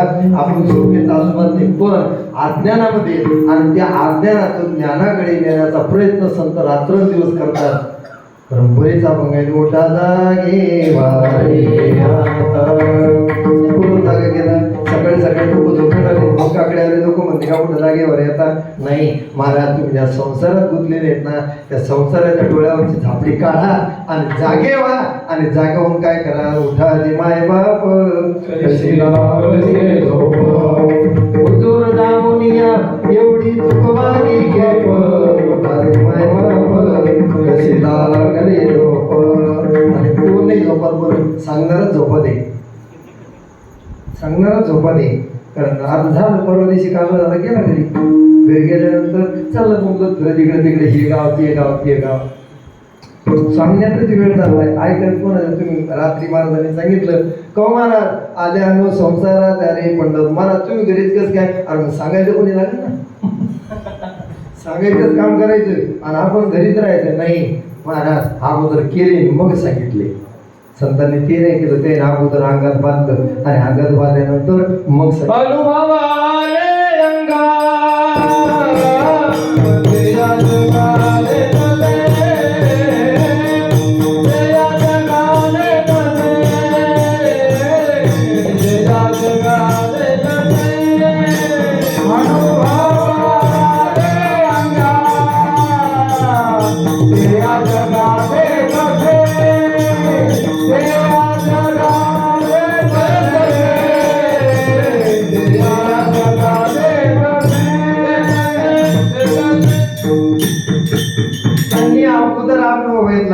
तुका म्हणे जा कोणी सांगे अनुभव घेतला की अरे हा तुका म्हणे खातो आनंदाचे लाडू नका तर पडू घ्या रे तुम्ही. अरे इकडे या, आनंदच आनंद आहे महाराज. नाही या आनंदाची जोडा म्हणून इकडे या आणि हा आनंद उपभोगा. पुन्हा पुन्हा तो आनंद उपभोगा करता मिळणार नाही, कारण हे पुन्हा मागवता येईल फेरा हे तो या नगरा. कारण पुन्हा जन्म हा भेटून काही सांगता येत नाही, कारण मरताना आपली काही इच्छा होऊन काय सांगता येणार आहे. खरं सांगू का, जर दुसरा जन्म जर समजा संप्रदायामध्ये जर घ्यायचं जर असेल तर एक करा, जन्मभर ते देवाचं भजन करा आणि मरताना फक्त इतकीच इच्छा ठेवा की देवा अजून 4-2 वर्ष भजन करायला बसायला पाहिजे होता, अजून 4-2 वर्ष भजन करता यायला पाहिजे होतं, अजून 4-2 वाऱ्या माऊलीच्या व्हायला पाहिजे होत्या. असं जर मला ती इच्छा ठेवताना जर ते ठेवला तर नक्कीच पुढचा जन्म माणसाचाच नरदेश म्हणून दुसरा मिळणार नाही. कारण जड भरत राजा हरणे गेला हरणे गरबा गेला. कारण माऊली ज्ञानेश्वरीमध्ये असं सांगतात, काय सांगतात, अगा मरणी दयाची आठवी तो गेली गतीचे व्हावे म्हणून सदा स्मरावे माते देतोवा. आणि त्याचं स्मरण करता करता जर ते ठेवला गेला तर मग त्याला पुन्हा आपल्याला आनंद पाहिजे ना. म्हणून जर समजा त्याचं स्मरण सारखं सारखं जर केलं, मग कधी मध्ये जर केलं तर देवाला नाव येईल का? नाही येणार, कधी मध्ये नाही. म्हणून संत आपल्याला निरंतर जागा करतात, बाबा निरंतर तुम्ही जागे राहा, निरंतर त्या देवाचं भजन करा, तरच तुमच्या अंतकाळी ज्याच्या नाम का तुका म्हणे सुखा पार नाही, तरच मरताना देवाचं. नाही तर भलही लोकांच्या मरताना वाच्या बसत्या आणि मग मुली येतात, बाबा एकदा राम म्हणा ना. अरे जन्मभर त्यांना राम म्हणला नाही, त्याच्या काय म्हणा राम तोंडाने, राम कधी तोंडाने की त्याला जर जन्मभर भजन केलं तर मरताना सुद्धा ते राम म्हणे. नाही आमचे काही महात्मे असे महाराज आजही स्वतः ते म्हणते, महाराज याचंही बरं का मला आता 4 दिवसांत जायचे. आमच्या इकडं एक शिवाजी महाराज शिवाजी दादा कीर्तन झालं, जय विठ्ठल झालं, ज्ञानदेव तुकाराम दादर महाराज खाली बसले आणि खाली बसल्यानंतर एका माणसाचा जवळपास त्या माणसाच्या मांडीवर म्हणून करायला म्हणजे महाराज येतो आता बरं का. दवाखान्यात त्याचं काम नाही पडलं, तो मांडीवर ठेवून म्हणजे येतो आता. शुद्ध वारकरी जीवन असं लागतं महाराज त्याच्याकरता. आपल्यासारखं का आपल्या कपड्यावर वळी पडू देत नाही, ते कपडे कोणते घातले तरी याचा मेळ नव्हता असं. त्याच्याकरता महाराज तुझं माझं निरंतर जागविती आणि झोपातून जाग करणारा माणूस लवकर जागे होतो. जर खरंच झोपेला असला माणूस तर जागे होतो, पण झोपाचं सोंग घेतील माणूस जागा होत नाही. आणि आपलं झोपाचं सोंग माझं तुमचं नाही म्हणत, माझं खरंच झोपीचं सोंग आहे. परमार्थ करताना दिसून राहिलं महाराज काय कीर्तन काय भजन दिवस घरी नाही महाराज, अंतःकरणात काय चाललंय तुम्हाला काय माहिती, पण त्याला करताय.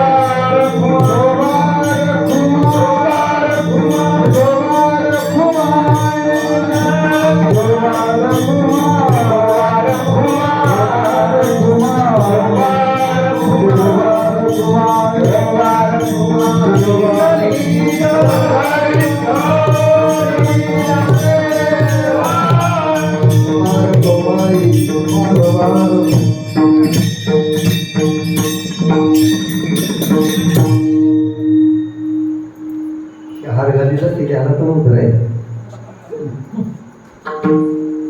काय त्या रंगात रंगून गेल्यानंतर हे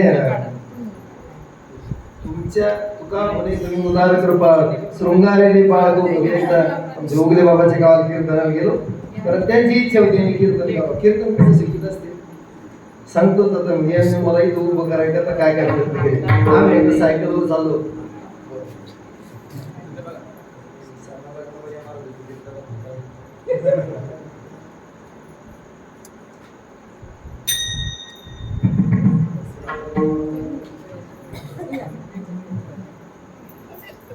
सायकलवर डबल सीट चाललो.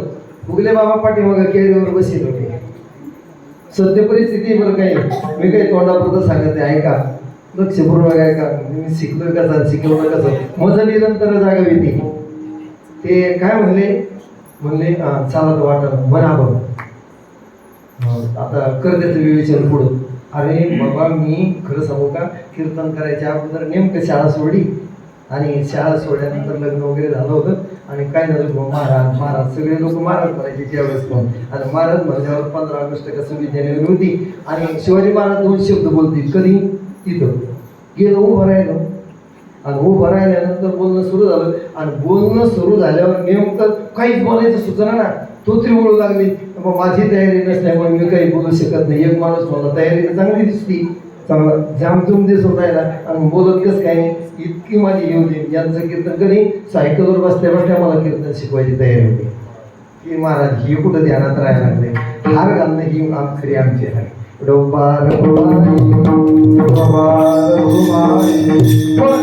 या उपकारातून उतराई होण्याकरता आपल्याजवळ काहीच नाही. तुम्ही म्हणाल महाराज काही नाही कहून माझ्याकडे 100 एकर जमीन आहे. माझ्याकडे नाही पण एखादा माणूस म्हणू शकतो आमच्याकडे. मी तुम्हाला सांगितलं की महाभारती सुद्धा एकाने जर घाटा आला तर. पण आता मी तुम्हाला विचारतो महाराज घरी जमीन केली तुमच्या नाही का? बरं जाऊ दे. उगले बाबाला विचार बाबा तुमच्याकडे 10-12 एकर जमीन आहे की नाही? मग 10-12 एकर जमीन आज तुमच्या नावाची 100 वर्षानंतर ती कोणाच्या नावाची राहील सांगता येईल का? नाही सांगता येणार. स्थावर जयंती काय सांगता येणार नाही. कारण कोणाच्या नावाची राहणार आहे?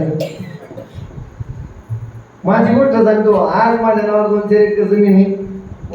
पोऱ्या वाटून दिल्यावर आज पोरायची उद्या नातायची त्याच्या पुढची 100 वर्षानंतर कोणाच्या नावाचे राहणार आहे? त्या त्याचं नाव काय राहणार आहे? आणि त्याच्या अगोदर जर जे पुढे झाली तर कोणाच्या नावावर राहणार आहे? आणि त्याच्या अगोदर ते निघून खाल्ली तर काय माहिती कोणाच्या नाव नाही सांगता येणार. बरं जाऊ दे. 100 वर्ष अगोदर ते सांगता येईल 7-12 काढून पण पुढं कोण होणार आहे? बरं जाऊ दे. ती झाली समजा ती. पण तुम्ही आता महिला मंडळामध्ये महाराज आमच्याकडे यावर्षी भरपूर पीक झालं. आमच्या मंडळानं मला 5 तोळ्याचं कंठण आणलंय. हे माझं एक नाही मी हे देऊ शकते. खरं सांगू का आईसाहेब तुम्ही सगळ्या माऊली तुम्हाला सांगतोय ते कंठण आज तुमच्याकडे उद्या कोणाच्याकडे नाही सांगता येत नाही. कारण ते लय मुळे फिरून आलेले. तुम्हाला आम्ही तर सोनाराच्या दुकानातून नवीन आणलं. नवीन नाहीच की. तुमच्या घरातून माणूस गेल्यानंतर लोक काय करते 2-4 भावासने 4-2 तोळे सोनं असतं ते मोडून टाकते आणि सगळं त्या म्हाताऱ्याचा खर्च करून टाकते. दिवस भानगडी काय करायचं ते नाही तर मग पोरीस देऊन टाकते. आणि ते सोनार त्या घेतल्यानंतर काय करतो त्याचं पाणी करतो. तुम्हाला नवा दागिना बनवून घेतो. जुनं सोनं नवं आहे कधी नाही मला ते नवं नाही ते जुनंच. मग सोनं आपलं नाही पण हे आपलं आहे का? देवाधी काय करा देव संबंधी पसारा उजगा बने चोरा रक्षणसी भासती. आपला देहासाठी काही करा नाही मग हे पुजगाव नाही महाराज. हे आपल्याला देहा उसना नेला पाताचा शेकीच्या शिट्याचा देणे लागे. मग हे 3.5 हाताचं जे देवानं आपल्याला दिलंय हे सुद्धा आपलं नाही. मग आपलं काय फक्त जीव आहे आणि जीवच आपलं आहे महाराज. दुसरं काहीच आपलं नाही. म्हणून महाराज म्हणजे ठेविता पायी जीव थोडा काय द्यावे त्याशी व्हावे उतराई. ठेविता पायी जीव थोडा. आणि ते संत आपल्याला कसं शिकवतात ते 3रं चरण. सहज बोलणे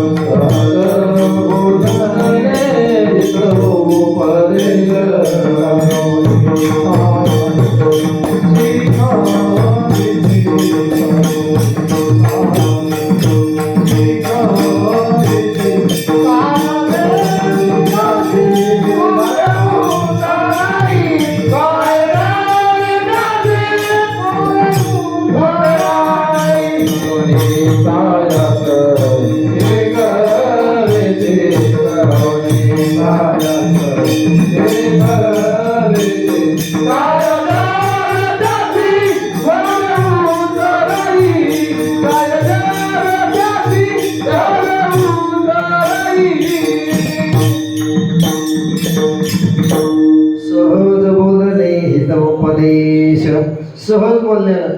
आणि हे ज्ञान आपल्याकडे कशामुळे आलं? सहज बोलले हो. कोण? नारद मुनी. नारद मुनी सहज बोलले ना. आई साहेब खरं सांगू का, तुम्हाला देवपोटातली गोष्ट सांगत नाही, सहज बोलून गेले. पण त्याचं सहज बोललं पण आपल्याकरता कामी पडलं. सहज बोलणे आणि त्या सहज बोलण्यात तुमचं आमचं ही ते महाराज करुणी सायास शिकविती. किती साया अहो, सहज बोलण्याच्या, संतांच्या सहज बोलण्याच्या जीवाचा उद्धार होतो. काय झालं, ज्यावेळेस नाथबाबांच्याकडं फार मोठा असा कार्यक्रम व्हायचा आणि दररोज नाथबाबाकडं पुरणपोळीचा नैवेद्य असायचा. आणि पुरणपोळीचा नैवेद्य असल्यामुळं गावबा त्या एक दिवस त्याला काय गावबा दररोज आहे म्हणायचं, आई पुरणपोळी. आईनं आपलं बाजरीचं ज्वारीचं पीठ घ्यायचं, त्याच्यात गुळ घालवायचं आणि गोड भाकर करून द्यायची. कारण परिस्थिती नव्हती पुरणपोळी द्यायची. मग गावबा दररोज ती गोड भाकरी खायचा आणि पुरणपोळी समजायचा. पण झालं काय, एक दिवस गावबाला कोणातरी जेवायला सांगितलं आणि त्याच्या घरी आपल्या पहिल्या दिवशी होत्या तशा पुरणपोळ्या, काय ते खीर, काय ते तूप. म्हणते आता आमचं तूप खाणं गेलं. मग म्हणलं आता तूप खाऊ देत नाही डॉक्टर. काय गेली म्हणलं ते खायची, होऊन गेले नाही तर मला.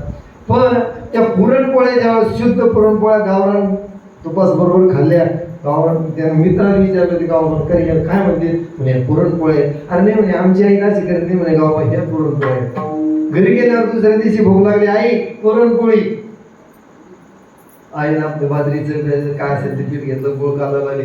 म्हणले आई मी ही पोळी खाणार नाही. म्हणजे नाही गावा, माझी कुवत नाही, मी तुला खरी पुरणपोळी खाऊन द्यायची. म्हणजे मग एक कर ना, नाथबाबाच्या घरी थांबतो. आता त्याला खायच्याच होत्या पुरणाच्या पोळ्या. मग ते म्हणजे काय हरकत नाही, थांबतो. नाथबाबाकडे गेले, बाबा एवढं लेकरू तुम्ही सांभाळ. आणि ते लेकरू सांभाळलं. पण महाराज त्याचा अधिकार किती झाला की ज्या वेळेस एक दिवस नाथबाबा थोडे बिमार होते आणि बिमार असताना हरिपंडिताकडे कोणीतरी पाठवलं, जा हरिपंडिताला बोललं नाही, ते पाठ सांगते. पण पाठ सांगते म्हणल्यावर हरिपंडित हो आलोच पापुडे, हो आलोच पापुडे, हो आलोच. दोनदा तीनदा चक्र मारले आणि दोनदा चक्र मारल्यानंतर हरिपंडिताला संत स्वतःचे वडील असून सुद्धा संत कळत नसतात महाराज. मग हरिपंडितांना सुद्धा कळाले नाही आणि हरिपंडितांचा वेळ लावला. गावबाला नाथबाबा म्हणजे गावबा ये. गावबा माडीवर झोपेल होता. गावबा पाठ ऐकायला कधीच बसला नाही. आणि पुढचे जे ऐकणार ते शिष्य वाटत होतं आज पाठ सांगायला आपला नंबर लागेल. आपण आज सगळ्या गुरुबंधू मंडळी त्यांच्या समोर आज आपल्याला वक्तव्य करायला मिळणार आहे. असं म्हणल्यानंतर नाथबाबाला सांग, गावबा पळत खाण्याला जी गावबा बैस पाठ सांग. अरे पाठ सांग. गावाला काही नाही केलं, साष्टांग हे करी दंडवत. नाथबाबाला काय केलं, कृपा कटाक्षी निराळिली आपुल्यापली पैसविली वापर महादेवर विठ्ठली भक्ता निधरी भरता. आणि गावबान पाठ सांगितला. पण गावबाचा पाठ हरिपंडितानं पाय ऐकला. कोणी पाठ सांगितलं पाहिजे गावबा. अरे पुरणपोळ्या खायच्या नादान का होत नाही आमच्या दिया. नक्की पाठ सांगल्याशिवाय नाही.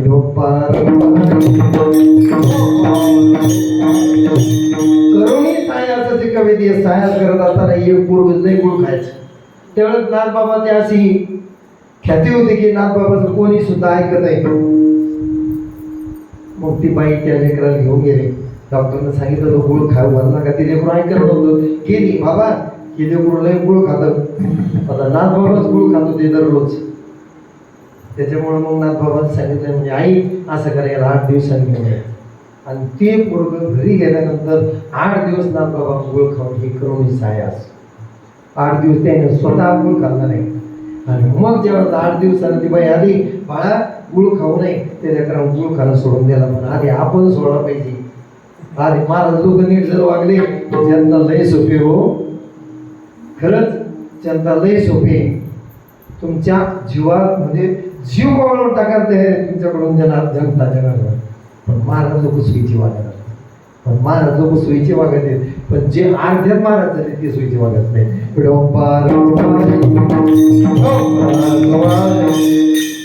हे महाराजच नाही, ते बिघडलेले इकडे आले. करुणी सायास शिकविती. आणि महाराज काय जागविती, जाग गेलं, शिकवलं आणि सांभाळतात कसे ते शेवटचे जळणार.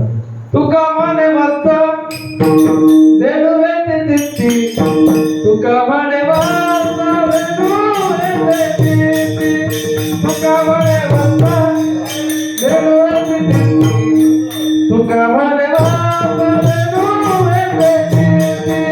तुका म्हणे भक्त धेनू येते चित्ती तुका म्हणे भक्त धेनू येते चित्ती तुका म्हणे भक्त धेनू येते चित्ती तुका म्हणे भक्त धेनू येते चित्ती तुका म्हणे भक्त धेनू येते चित्ती तुका म्हणे भक्त धेनू येते चित्ती तुका म्हणे भक्त धेनू येते चित्ती तुका म्हणे भक्त धेनू येते चित्ती तुका म्हणे भक्त धेनू येते चित्ती तुका म्हणे भक्त धेनू येते चित्ती तुका म्हणे भक्त धेनू येते चित्ती तुका म्हणे भक्त धेनू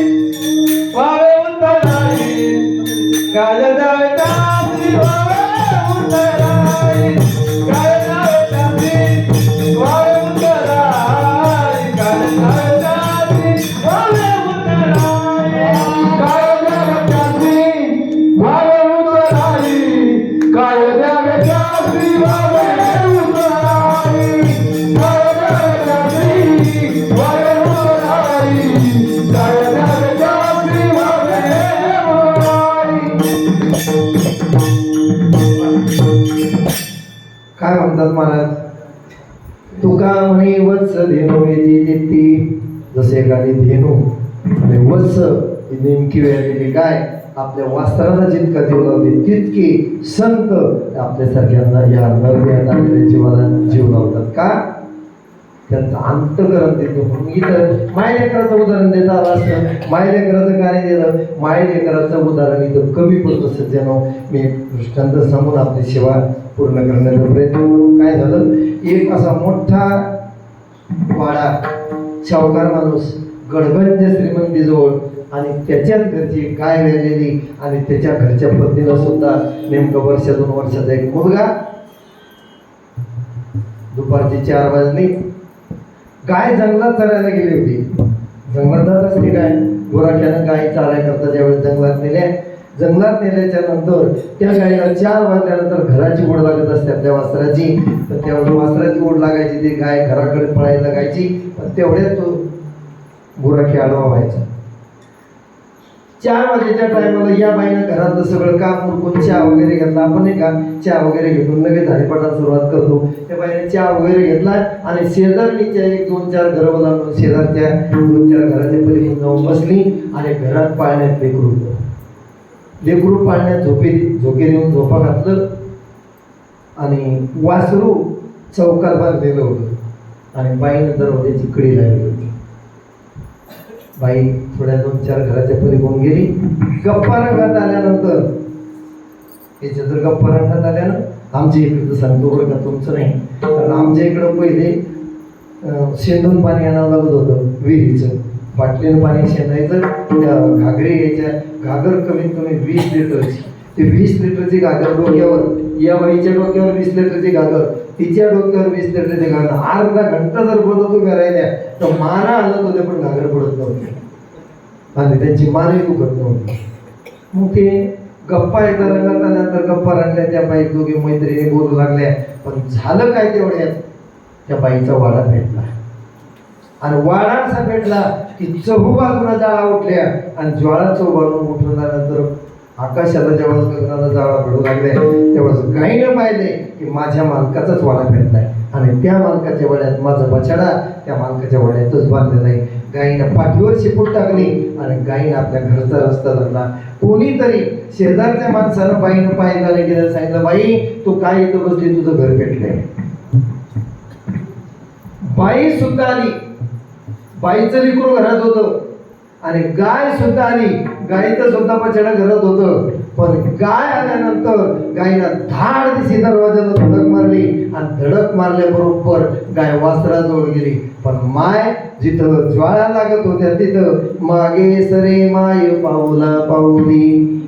तुम्हाला उदाहरण घ्यायचं का? उदाहरण सांगतो.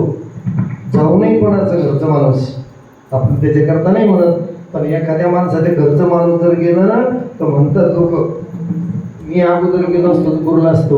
पण खरं सांगू का, कोणीच कोणाचं नाही, आपले फक्त गुरु आणि देवच आपल्या बाकी कोण नाही.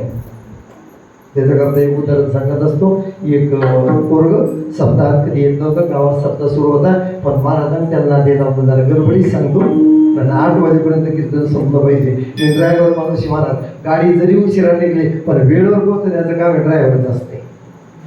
लवकर निघून तर कोणी वेळेवर जाईल, पण उशिरा निघून वेळेवर जाणं याला खरं महत्व असतं.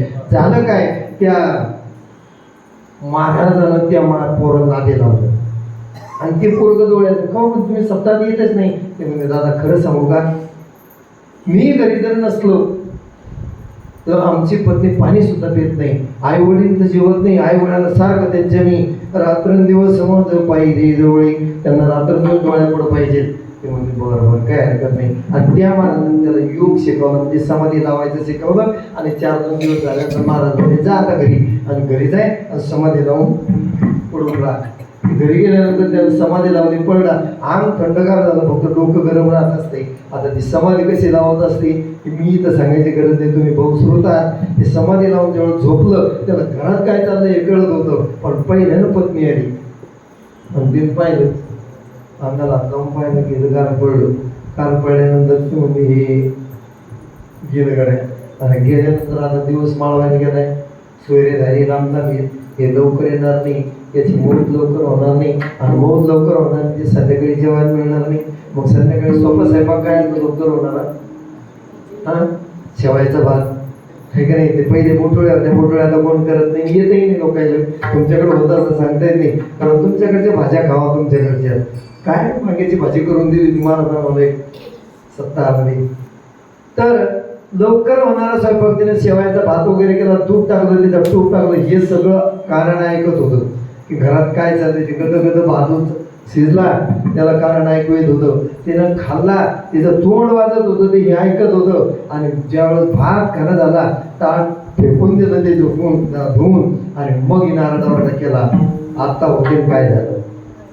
आई वडील सगळेजण तिथं आले. आल्यानंतर पाहतात हे हल्लं तर अख्खा गाव तिथं त्या बाळ्यात जमा झाला. पण जमा झाल्यावर झालं काय, महाराज वगैरे हळूहळू गर्दीत, महाराजाला जाऊ द्या, महाराजाला जाऊ द्या, महाराजाला जाऊ द्या. सगळे लोक बाजू कर. महाराज आल्यावर सगळे लोक आता नाही का तुम्ही माय मावले हे महाराज बाबाला हात धुले देवामध्ये जाऊ दे, तुम्ही बाजूला सरकता, तुमच्या मनाचा मोठेपणा आहे. तसं तिथं सुद्धा महाराजाला जाऊ दे, महाराज आले, महाराज आले. महाराज गेले भाऊ घरात.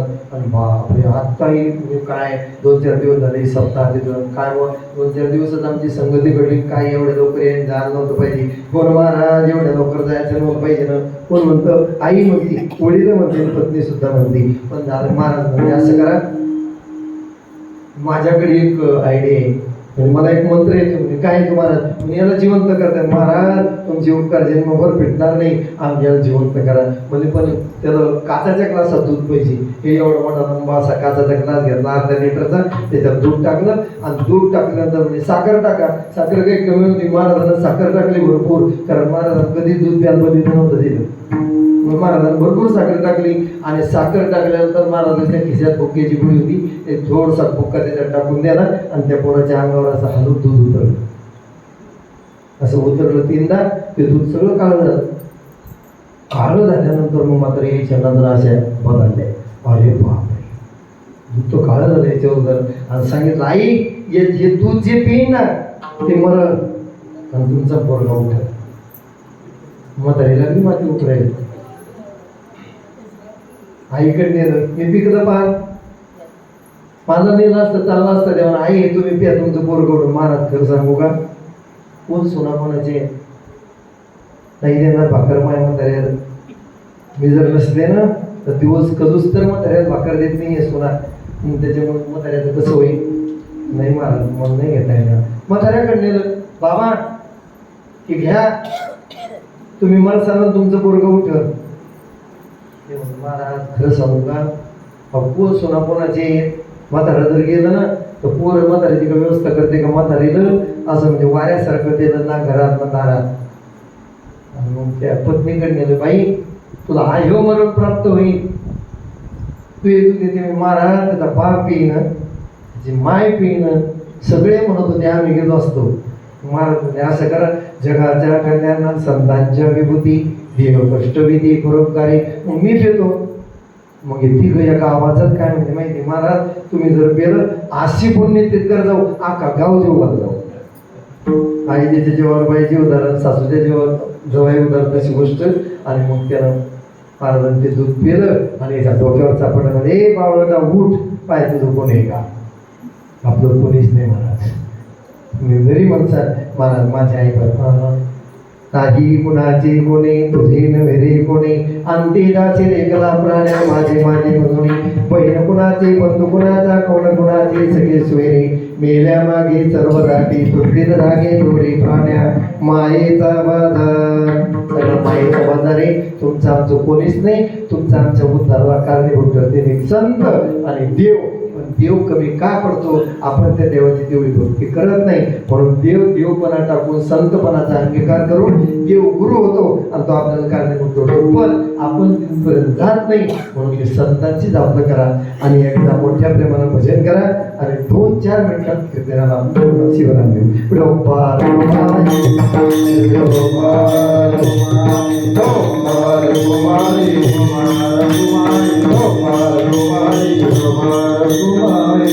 संपदा संतांचे उपकार मद निरंतर जागविती काय द्यावे त्याची व्हावे उतराई ठेविता पायी जीव थोडा.